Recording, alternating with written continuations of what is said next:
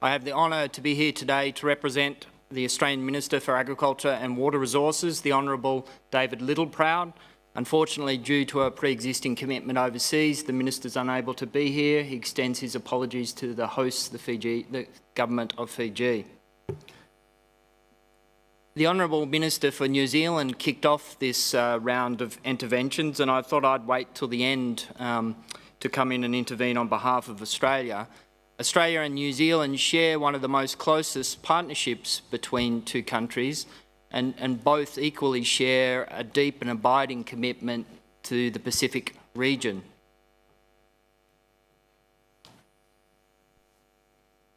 I'd like to take a moment to think of those affected across the Fiji island group by the recent flooding and damage and loss of lives during tropical cyclones Josie and Jenny. Our region experiences more than its fair share of disasters, and Australia is no exception. I'd also like to remember the life and contribution of Tim Martin, a highly respected Australian colleague who dedicated his short life's work to improving the food security, nutrition and resilience of the Pacific through FAO's sub-regional offices.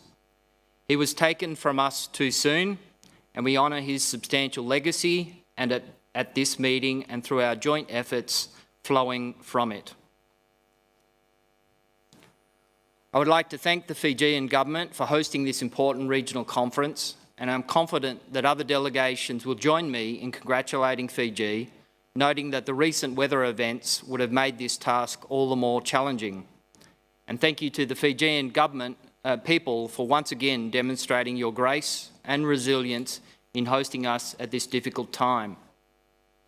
Convening here only a stone's throw from the beautiful Pacific Ocean reminds us that this is only the second time that a Pacific Island country has hosted the Asia-Pacific Regional Conference.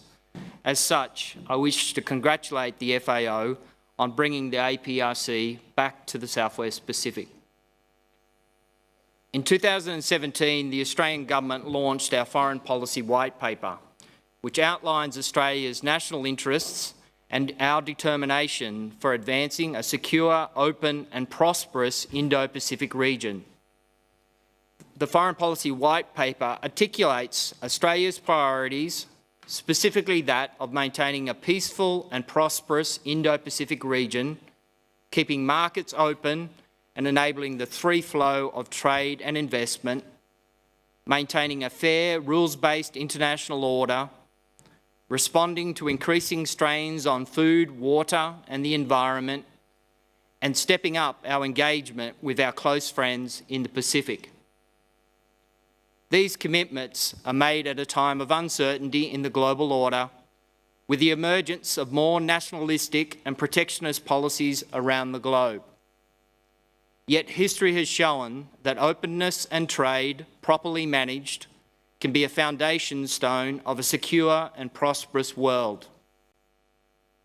Australia has adopted an ambitious trade and investment agenda, including support for bilateral, regional and multilateral trade agreements. Australia also remains committed to the long-term goal of a region-wide free trade agreement, which will help boost economic growth. The FAO plays an important role in contributing to the economic prosperity of the Indo-Pacific region. For example, the standard-setting work of FAO in the areas of plant and animal health and food safety remain vitally important to facilitating agricultural trade and underpinning food security across the Indo-Pacific region, and this work remains a priority for Australia. Strengthening biosecurity also remains a top priority for Australia.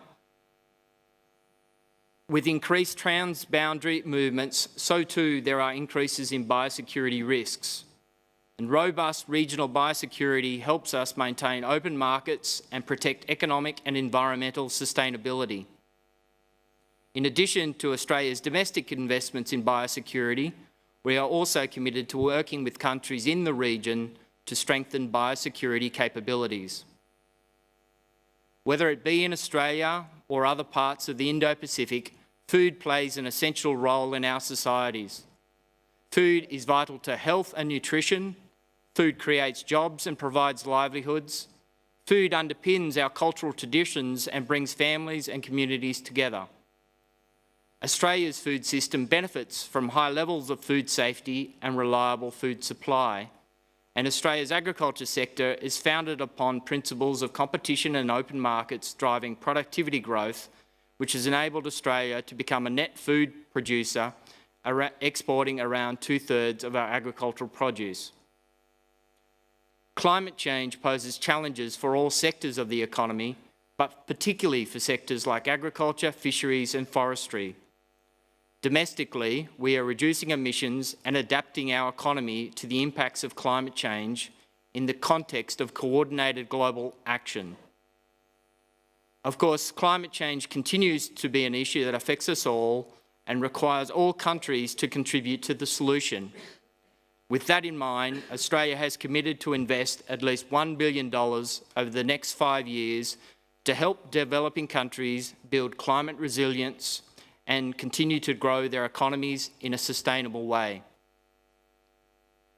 Our term as co-chair of the Green Climate Fund Board demonstrates this, and we will continue our successful advocacy for investment in Pacific climate projects as a GCF board member.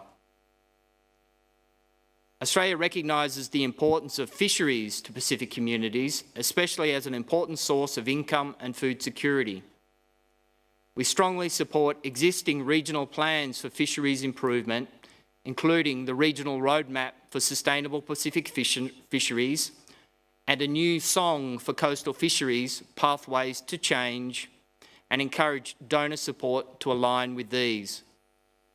Illegal, unreported and unregulated fishing is a serious threat to sustainable fisheries and supports strong regional and international measures to combat IUU fishing wherever it occurs.